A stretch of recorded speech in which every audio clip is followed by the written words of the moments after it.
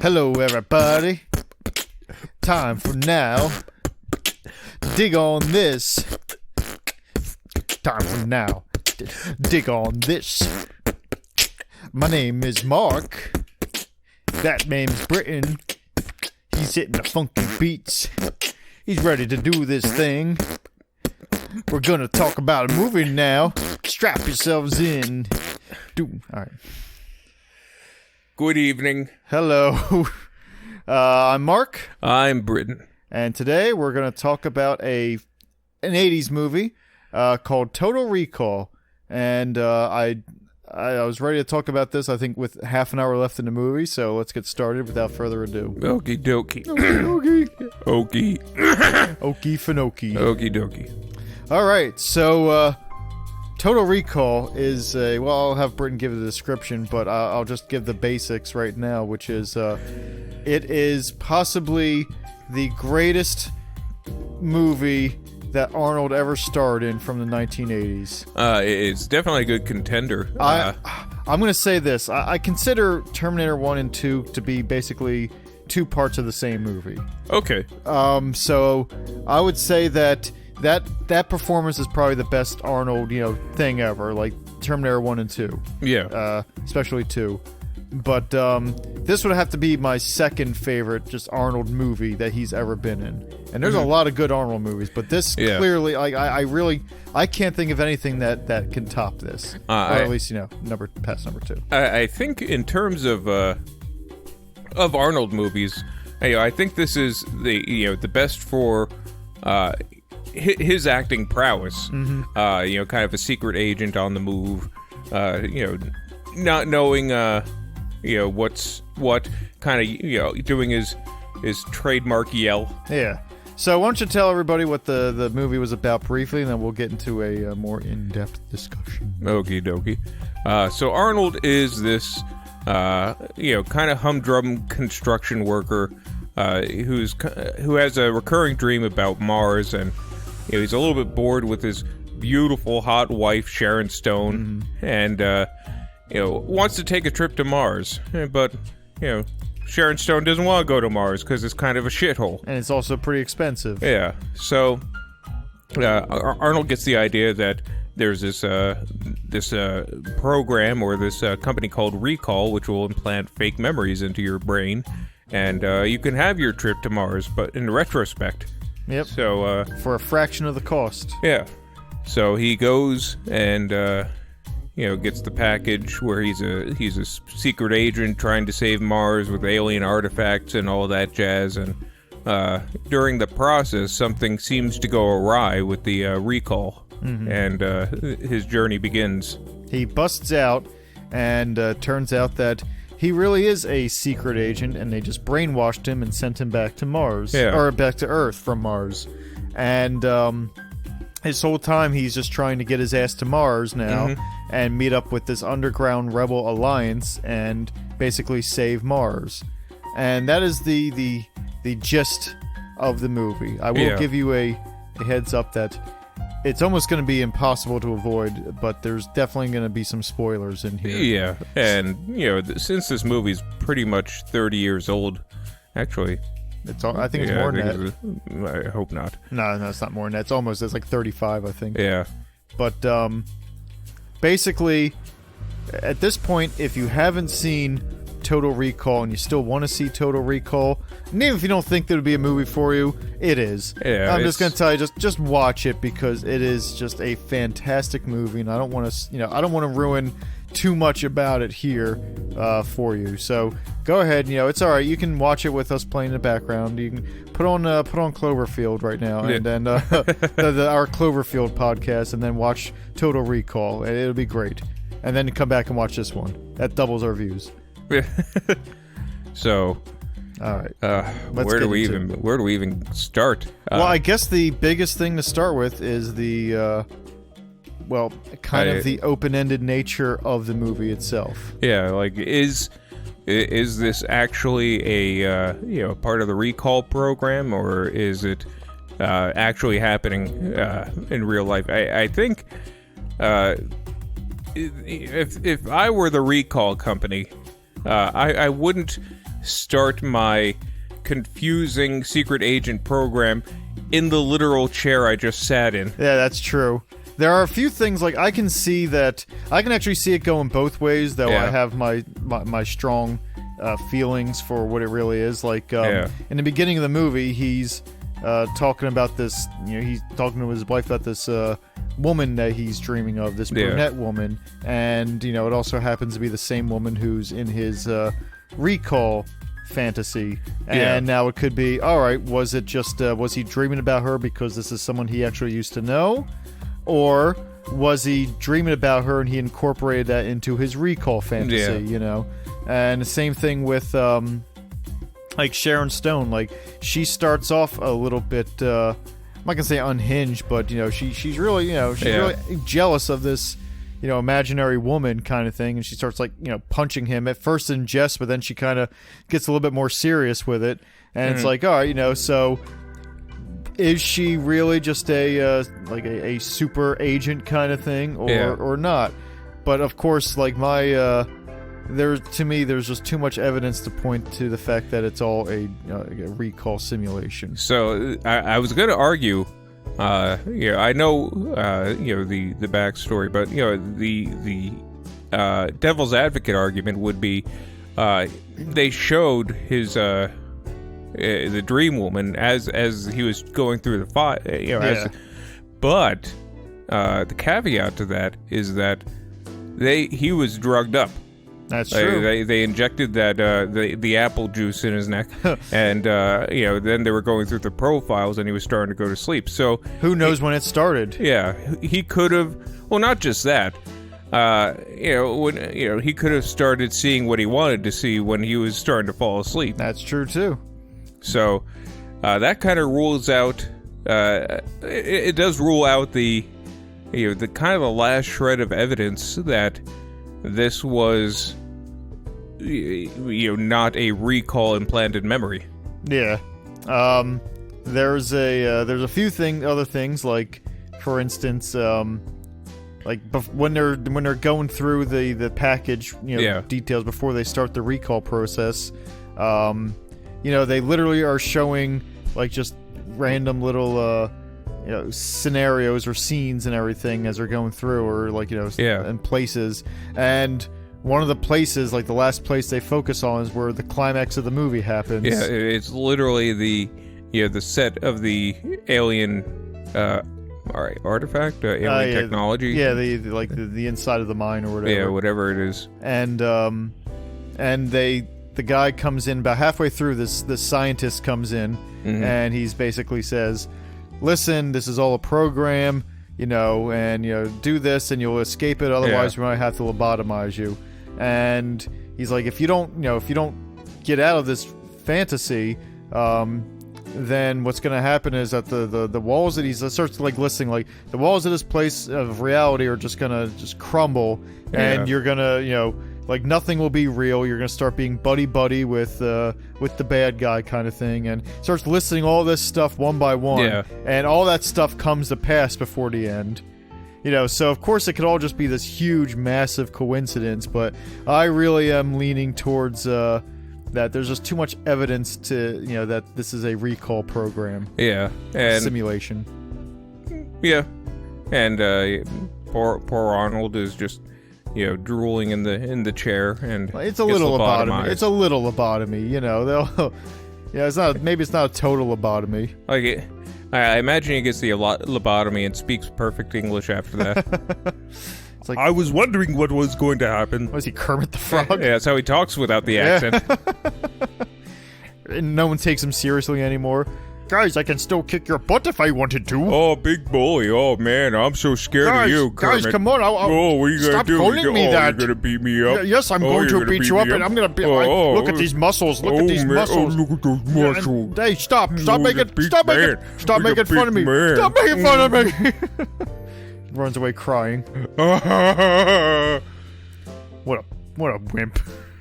How do we ever take that guy seriously? Was it the accent? Yeah, it was the accent. And the sausage? And the sausage. I mean, the food. Yeah, oh. Well, no. So, yeah, and then as I was watching the movie, I was like, I realized that Arnold Schwarzenegger isn't the greatest actor. Like, he's not the strongest actor in the world. He's not, but he's what we need. Yeah, he is exactly enough. Yeah, he's good enough, and that's the thing. Like, this movie, it doesn't require a ton of strong acting. There are some parts that are pretty good. Like, he's got his pre-recorded self that is trying to set him on his mission. Yeah. And it does seem like his name is Hauser.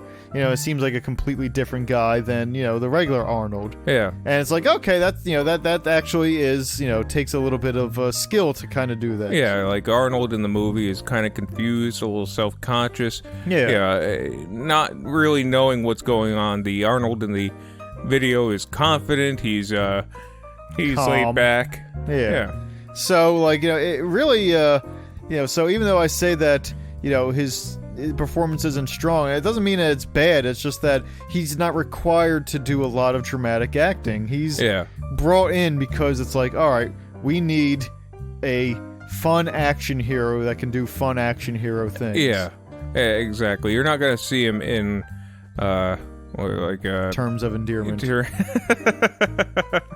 not going to see him in, To Kill a Mockingbird. Yeah. He plays Atticus Finch. I'd rather be Boo Radley. That was great. That was a good Arnold accent. That was good, right? Don't look at me. What other things would we not see him in? Part of me wants to say, well, I'd say Forrest Gump, but I don't know. I think he could probably pull that off. Yeah, he's already talking funny as it is, so... Yeah. My name's Bo... Oh, gosh, that's terrible. Again, I was just trying to do a regular Arnold accent. Did he burn his mouth on hot pizza? I'm Forrest. Life is like a box of sausages. You got magic legs, Lieutenant Dan. So, yeah, he would be alright. He'd be fine. He wouldn't have won the Oscar, but, But, people will have still looked at it. So, maybe he can play... Jack from Titanic. Play Leonardo DiCaprio's character. I guess it's not dynamic enough for him. It's like he would float. I am reminded of that animated GIF I had. I think I sent you of. Oh yeah. Like Kate Winslet, twirling, and then it was Conan the Barbarian. Yeah, I remember that. And so there's that precedence. I'm just wondering, I don't know if Kate Winslet would have this the same chemistry she did with Leonardo DiCaprio as she would with this slab of beef. I don't know. She might. That'd be might be kind of interesting to They would also answer one big question about why Leo doesn't get on the debris with her. It's like he physically cannot. He tries to get on and the whole thing goes under her. It also shows why he sinks. Yeah. When he.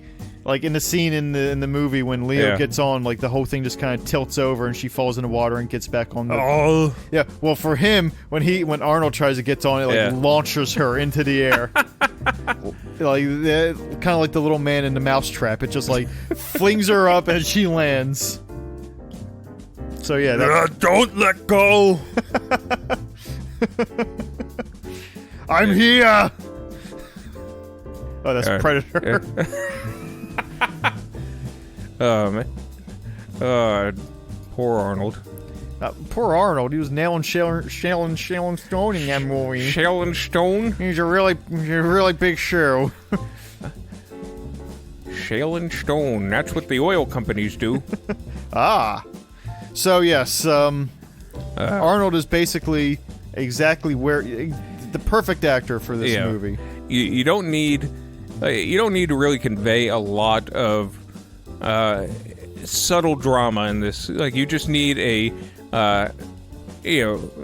loud screaming barrel of person just screaming, yelling at people and shooting guns. Like he's very reactionary, and again, it works off perfectly because it's supposed to be an almost heightened reality because it's a simulation. Yeah. Or allegedly a simulation. Though I do wonder, like a lot of directors, and director of photography, like use different types of lenses in their cameras to illustrate different types of realities. I wonder if it was like I know super wide angle and stuff like that kind of illustrates more dreamlike scenarios. I wonder if there's someone who cataloged which the types of lenses that were used for this film. Well, the whole movie would have to be shot in like super wide angle. Yeah. If it did that. No wonder everyone was so far away. Yeah. Let's see. So one thing I do want to talk about with this movie is, first of all, it is just we mentioned Arnold being just perfectly fine, like the perfect role for this, but the whole movie itself, it never stops being interesting. Like it's a series of twists. Yeah, it's even though you can literally write this off as just a silly action sci-fi movie. Yeah. And everything would be fine. There's a woman with 3 tits.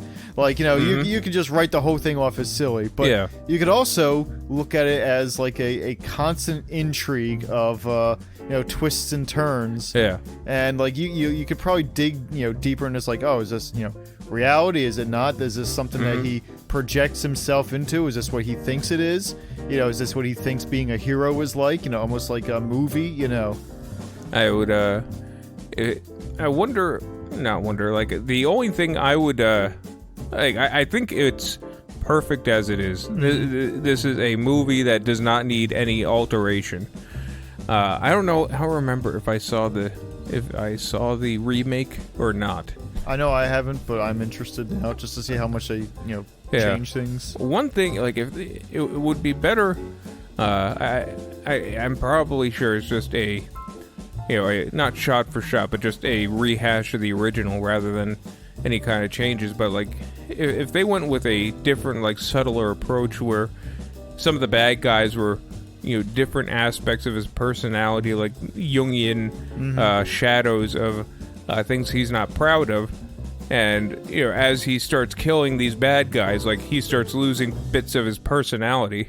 Maybe starts reverting back to almost the Hauser type of situation, which is pretty much his id. Yeah, that would be interesting. Though, like, I guess it wouldn't take too much to change something like that. Maybe. And that doesn't have to be an overt plot point. That's more of a subtle Easter egg if you're paying attention. Yeah, like, it wouldn't take too much to kind of just like spend another 2 minutes, with some kind of, like, more just like showing some flaws of him as a before he gets into the program, and then kind of exploring that in different aspects. Like, he still wets the bed. Yeah, well, oh, I'm sorry. And it's just I imagine it is huge. It is like the bed is drenched. Yeah, like, like he wakes up, he lifts Sharon Stone out of it, and he grabs the mattress and he just wrings it between his hands. And it's just like, it's just into it's a deluge. Yeah, he just goes and he has to take it to the tub in order to really, otherwise that would just make fills the bathtub. What have I become? And and he has to tackle that in his recall program. Now, one thing I was saying while we were watching the movie, is and this goes back to what I was just saying, like, it's a fantastically paced movie. Like, almost 2 hours. I think there were 2 hours, and it didn't feel like that at all. No, not at all. And it's because there's not just one thing, one idea happening and just being flattened until rolled over until it's flat, kind of thing. This is just a multitude of ideas, just a bunch of neat things that they can do. Like when he's going to the program, before, when he's going into the actual place that has a program, he has to stand in this X-ray machine to see if there's any weapons or anything like that. And that's something that really that really happens. Well, as far as I know. Well, what, in real life? Well, no, in his reality. His reality, yeah. This is before he goes into the machine and everything like that. And when he's escaping, he's going through and like they can see the gun, and it's like and you see like these his X-ray bone, his bones and everything because there's an X-ray machine. Then he's gets surrounded by other bones, and I'm like, you know what, this isn't a huge plot point. This isn't a big thing. This is just taking a concept and satisfying it. Yeah, like taking it to the best conclusion you could, as far as you really can go with that. I would have actually liked to see the skeletons fight a little bit before he jumps out, but I'm still 100% satisfied with how they did it, because it's like, wow, this was just seemed like a quick throwaway thing, but now they've made it interesting. Now it's neat. What's something embarrassing that he could have had on his person? A butt plug. Like he's just walking in and like and they're just laughing and giggling at him and pointing at him. Stop it! Fear me! It turns out the butt plug is in fact a weapon, though. Yeah, like they come in, he pulls it out and he jams it in one guy's eye. Gives him pink eye. I imagine he pulls it out and just throws it, and it goes into another guy's mouth like the Three Stooges. I thought you were gonna go like it goes through his chest. Like, his blood coming out. Like that would be awesome. Like that would be ridiculous. It would be, but it would just it would be the level of action that would. Yeah, exactly.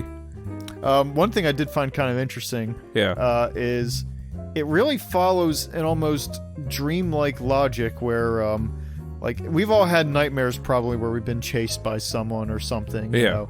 And no matter where you go that's safe, you'll have like a minute or two of a breather in your dream, but then the chase comes on again, what I mean? And that's exactly what happens in the movie. Like, he's sitting there, he goes into this underground lair and he thinks everything's safe, and then all of a sudden the walls just cave in and here come the bad guys. I'm like, man, that is exactly what a dream is like. And they did it in such a perfect way. Like, it never lets up from being an almost dreamlike level of just everything, of reality almost. And I know they mention mutants when on the news, but I don't think they ever showed them. No. And I imagine this is just what his imagination of a mutant is. Well, in reality, is probably someone who can't digest milk. Yeah. Or something like that. Yeah, it's something very innocuous. Yeah. Now, well, actually, that's a mutant gene, not the other way around, but you know.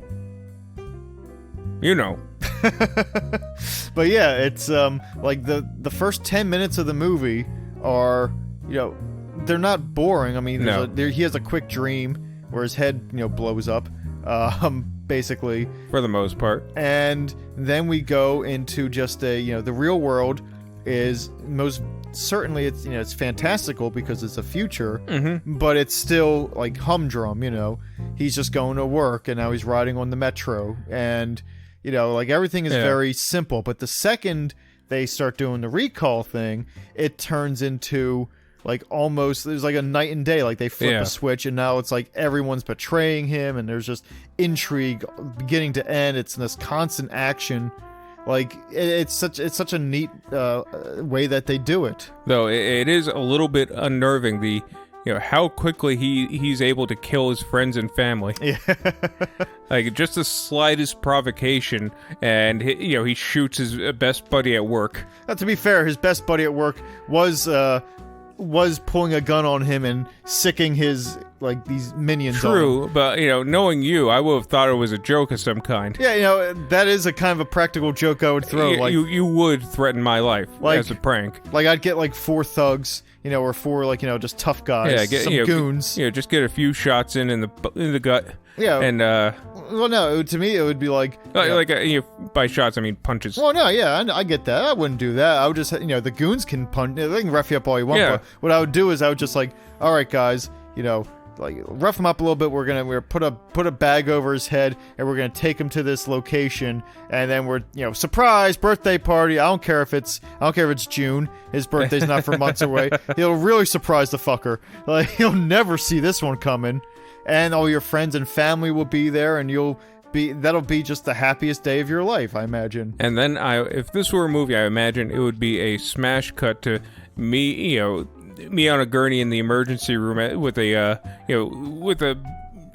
big wound in my stomach, just trying to hold the blood in. Like, I imagine what happens is I pull a gun. Like something happens and I pull a gun, and one of the goons gets scared and shoots me. Oh Jesus! Like I imagine that I go through this whole big charade of hiring these 4 goons to rough you up a little bit, and put you in the trunk and drive you to your birthday party. But like I can't I can't find a lot of people to show up, so there's only like 3 people there at the surprise party, and one of them's one of the goons. He's like, surprise! And there's like maybe a very modest pile of presents, and it's clear that 2 of them are liquor and one of them's a new shirt that has a liquor brand on it, and it's a Jack Daniels. I do imagine that. I imagine it doesn't even get to the party. I imagine like the moment the goons try to beat me up and they pull a weapon on me, that's when it just all unfolds. Like I pull out a gun. I don't even own any kind but of. But you pull one out of the ether. Yeah, I pull one out of the ether, and one of the goons gets scared because he has a hair trigger. Or what is it called? No, itchy trigger finger. Oh, okay. And one goes in my gut, and then. See, I imagine that it. Though I do imagine you have this in contingency, and in the operating room you do have a bunch of balloons and one clown. Yeah, who's putting on the gloves and mask for operation. It's like he paid me a lot for this. Like I spend thousands on this birthday party, and it's not even your birthday. So let's get this bullet out of you. You know what, Mark? This really is the best birthday present you could have gotten me. Ooh. Oh well, I'll just pull the blanket over you. We can bring him back. Yeah, he would have wanted it this way. See, I imagine that, it goes a different direction. I imagine that, like, they give you a few good licks, Yeah. Give you a few good ones across the chops, and they throw you in a trunk, and they're driving you to the warehouse where I have, like, the whole party set up. And, but then they get rear-ended by some guy on a cell phone not paying attention, so like you're trapped in this in this trunk, that's fused shut, and they have to get the jaws of life, and they decide, well, it's not worth. Or even better, the guy on the cell phone ends up like bumping into the back of the car, and it spins out and it goes into a river. I imagine it's almost a hereditary scenario where I'm in the trunk, and then you get rear-ended by a semi, and I'm just, I am mush. Like you don't see me, but you look at the back of the trunk, and you just see, it pouring out blood, and and it's kind of a now you have to not only kill now you have to not only hide the car, but you have to kill the truck driver and hide his truck as well. Because now it's becoming a thing. Yeah. Like, I imagine that it goes a different direction where, things that are gonna happen is, But I'm sorry. I'm sorry, go ahead. The twist is as you're dumping the car in the river, the twist is that I was actually still alive. Mark, please help me. He would have wanted it this way. Splash. See, I imagine, the things that we know are gonna happen is a few licks across the chops. Of course. A few shots to the gut. Yeah. They throw you in the trunk, and then I imagine, you break free with your your Britton strength. You break out of the zip ties, and then you pull out you undo your belt, and you take the little the metal piece on the belt, and you Jimmy open the trunk, and you pop out. You're like, haha, just the last second. Then as soon as you pop your head out, like low bridge, and it just takes it off. And that'll be our hereditary scenario. Or another scenario is that I break free from the nylon cuffs, get my belt off, and then kill myself before you guys get the chance to. I'll show these guys. Well, how the hell did this happen? He's good. He's good. He's like the MacGyver of suicide. He would have wanted it this way. I imagine, lick across the chops, few shots to the gut, the normal stuff. Of course. And then you go, you take the belt off, you break free, you take the belt off, and you saw your way into the back seat, and you break the goon's neck driving the car, and because now I imagine there's like a convoy of goons, and now it's like an Indiana Jones scenario where you're, slowly, creeping up, you're driving, you're like hitting the next car, swerving them out, you're leaping out of the cars to get to me in the front because you're assuming that I'm doing all this, I'm trying to kill you. Oh, yeah. And, because, you are getting a few licks across the chops. Look, I had a few licks several times already. Yeah, so, so like you just work your way up to me, and now I'm getting like, drive faster, faster! He's getting on us! And I'm just hopping from car to car, or my T-1000ing myself to No, you're hopping from car to car. Like, at first you're like, you smash into one car with the car you're driving, and then you kind of like, you're about to hit like an on-ramp or something, and you flip over and you just leap out of it and onto the next car. Is it like Agent Smith level hopping? Yes. Where I'm Yes. where I'm like, I hop on the car and like it just tunnels into the ground and then I hop to the other one? Yes, that is exactly what is going on. And I'm yelling at the guys to go faster. You hop into like the back of a pickup truck, and it's a nice. This one doesn't have to cave in. The driver, he just kind of looks like, who the hell's in my pickup truck? And you break his neck and you hop to another. I don't want it to be just any pickup truck. I want it to be a pickup truck full of pigs, and there's you have the driver, and then some hillbilly in the back drinking some shine, and then when I jump to the next one, he pours it out. See, I was thinking something different. I imagine same scenario. Okay. You got the pigs in the back of the pickup truck. You get the hillbilly. You break the hillbilly's neck just because you're angry, and and then you jump. And when you jump, it like flips the truck over, and the pigs they squeal. Yeah. They all smash into into the road, and they all land as bacon, like perfect bacon, just in a stack, like a Popeye skit. Yeah, exactly. And then you're just going on, You've left this scene already. And then what? How does that scene conclude?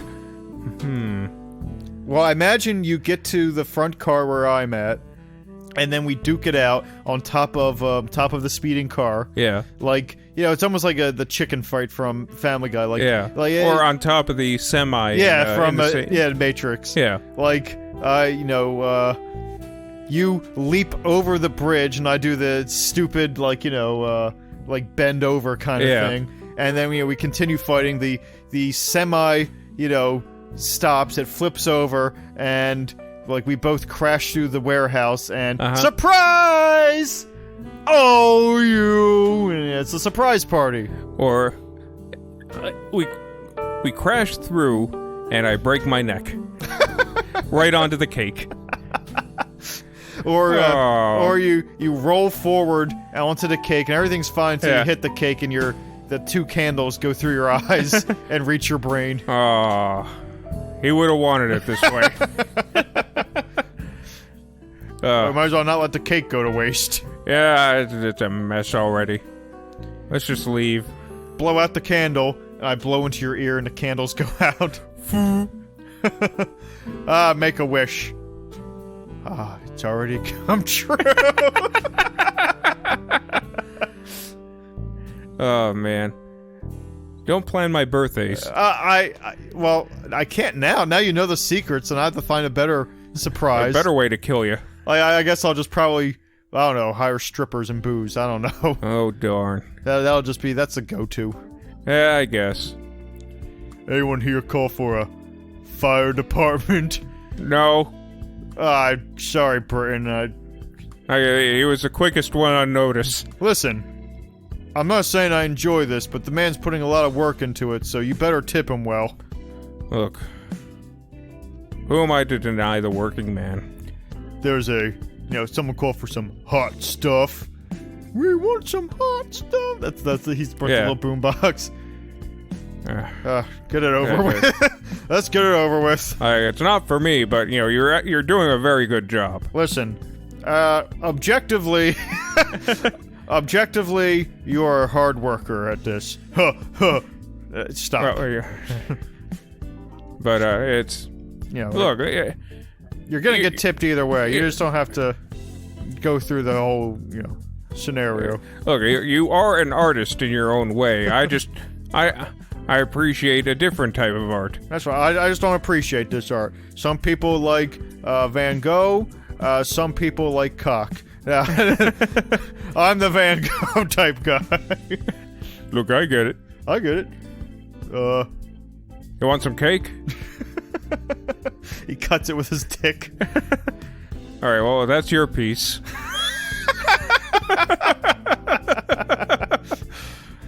I'm quite surprised you have such a sharp angle in it. Look, this isn't my first cake. All right, well, usually I come out of these. I've never actually had cake before. It makes him... He puts on weight. He's never hired again. We end his career. Oh, man. Mark, just stop planning my surprise parties. You're ruining lives now. That's gonna be a hard one to top. Yeah, I don't know how to... I guess we can go back to the movie.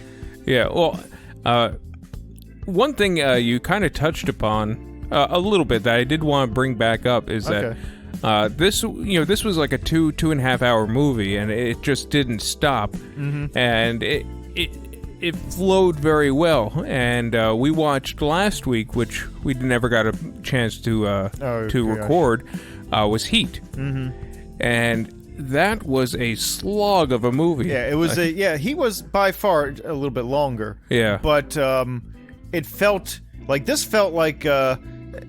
put it on and it really never stopped being entertaining. So it was just a very quick 2-hour movie.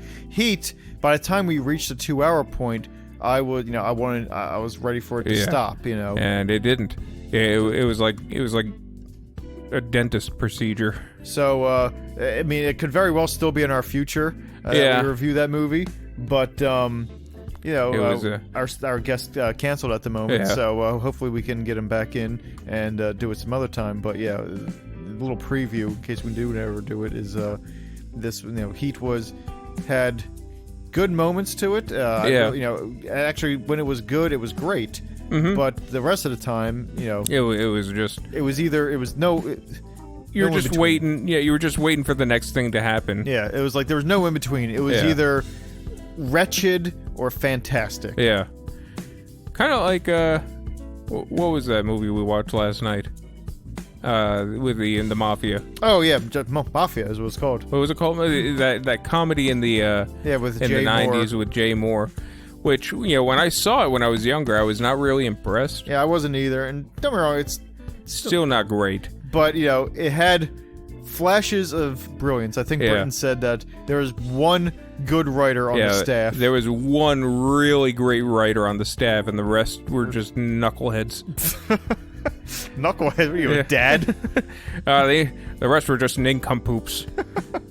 The funniest insult I really ever heard, like somebody told me, was my buddies were going mini golfing, and the kids were they saw like another family, and the kids were like pretending to sword fight with the pool or the golf clubs. And the dad said, "Cut it out, you swashbucklers!" I'm like, that is such a dad insult. I was like, that's a great insult to call somebody. Swashbucklers. Oh man. Oh gosh. So like one last thing I guess I want to kind of touch on. With Total Recall is I don't know if I started talking about this and kind of gave up, but the special effects. Oh yeah, all practical. Yes, except for the maybe most the skeletons. I That think- may have been CGI. I like think early. I think I heard that it was like actually hand painted. Oh really? I'm not sure. I could just be making it Yeah, up. if that was hand painted, that was very good because it did look like early '80s CGI. And but like there was like, don't get me wrong, like with one of the things with practical effects is that like you can tell the difference between a rubber Arnold face and a not rubber Arnold face. Yeah.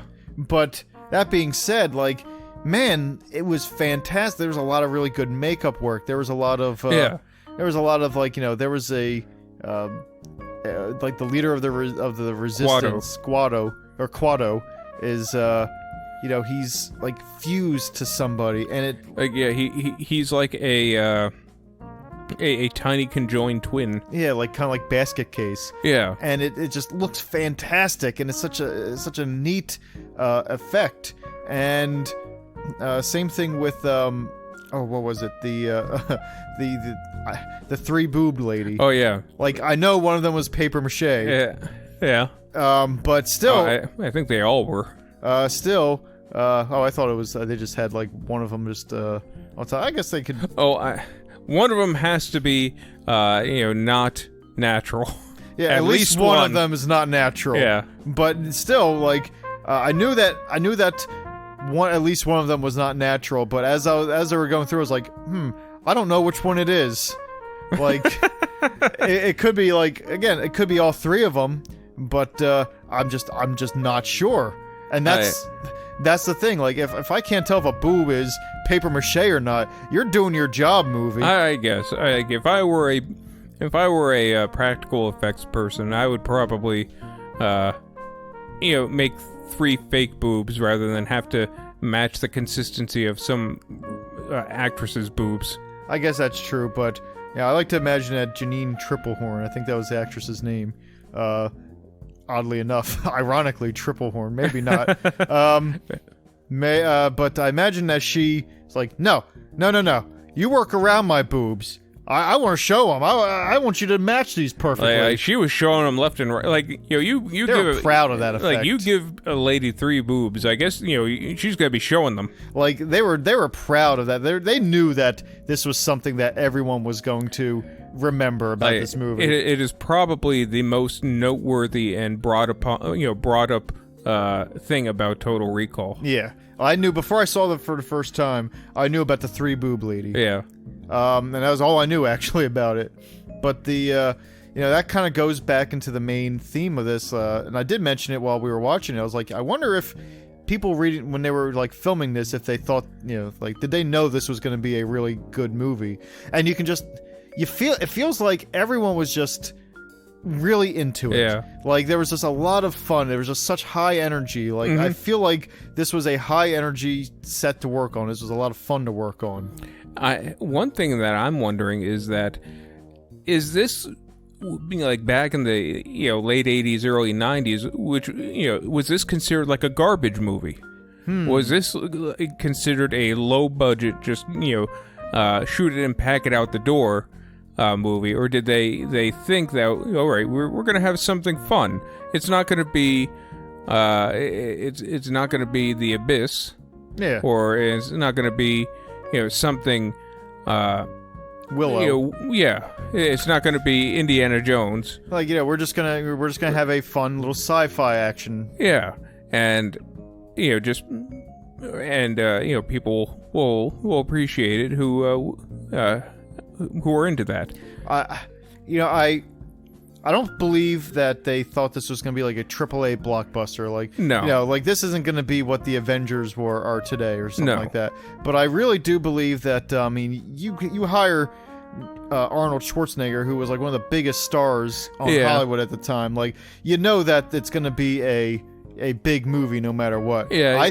Oh, go ahead. No, it's Arnold Schwarzenegger, Sharon Stone, like two fairly big actors at the time. So yeah, it makes sense. So like, I really think that what it came down to was like the quality of just like movies of the 80s, like the fun kind of movies. Yeah. Like there were so many of them that it probably or late 80s, early 90s even, like, there was probably a lot of movies that were just made and were just a lot of fun, and it probably didn't really have such as big of an impact as if, like, the movie was made now. And I mean, like, if the movie was, like, made exactly like this. Like, if this movie like that came out today, I think a lot of people would absolutely love it.